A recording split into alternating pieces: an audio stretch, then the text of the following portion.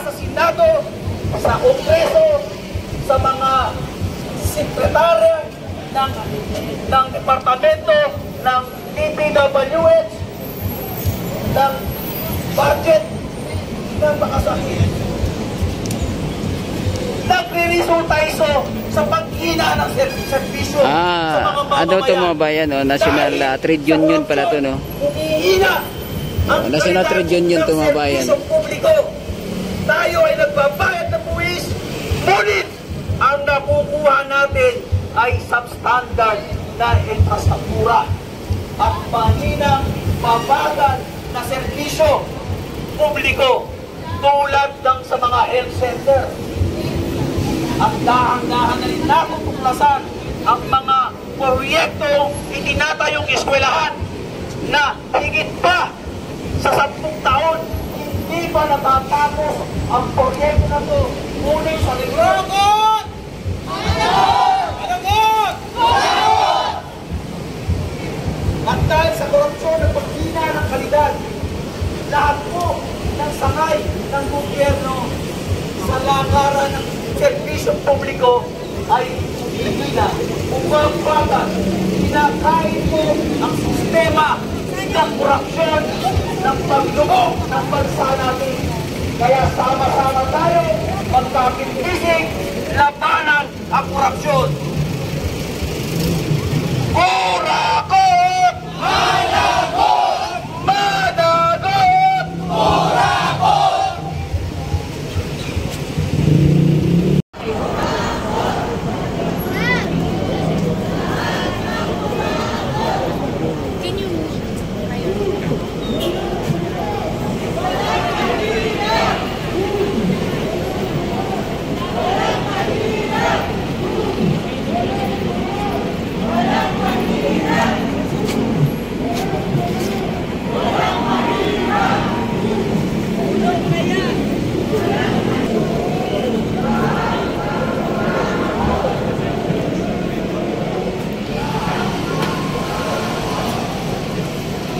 Balik tayo dito sa pwesto natin.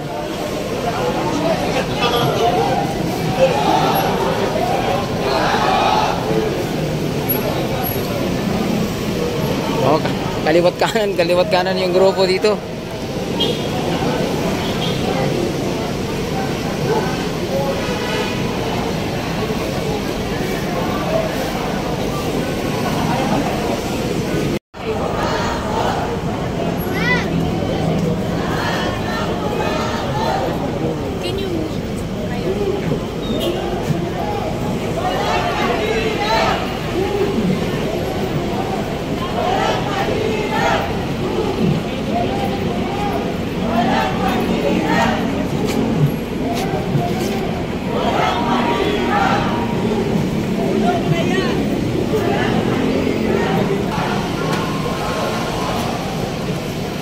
Balik tayo dito sa pwesto natin.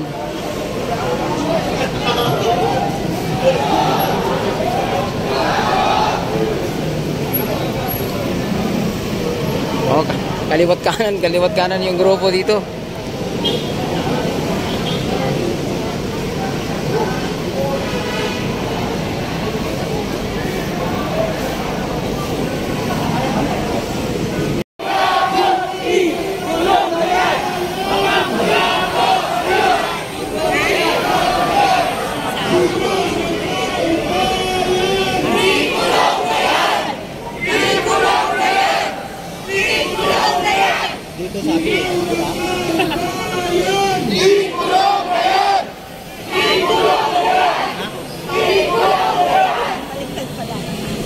Sigaw ng taong bayan!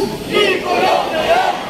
Ikulong na yan! Mga kasama, ako sa Jay Mulakilos ko yun at pitpit ko ang galit ng mga kabataan saksi sa korupsyon na patuloy na lumulunod sa mga Pilipino.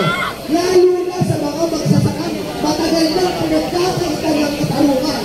Bilang isang kabataang moto isinado na saksihan ko kung paano pinagagataan ang korupsyon ang adik at hinuhuman ng dignidad ng aming mga magsasaka.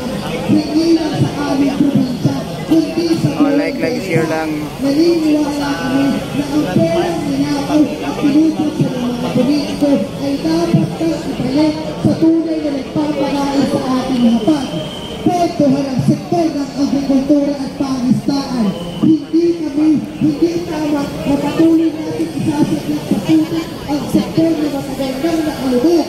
Kaya ngayon, nalilindigan kami mga kabataan, tama na ang korupsyon, ang ani ng bayan, ipaglaban! Kung walang korap!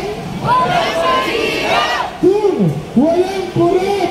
Walang mahirap! Kung walang korap! Walang mahirap! Ang pagmarka natin ngayong araw na ito ay simbolo hindi lamang ng ating galit. Hindi lamang ng ating personal na galit. Ito ay galit natin para sa mga OFWs. Ninanakawan din ang nagsasaka, balisda, at iba-iba mga sektor. Ayan, mabayan, papunta na sila ng People Power Monument. Walang mahirap!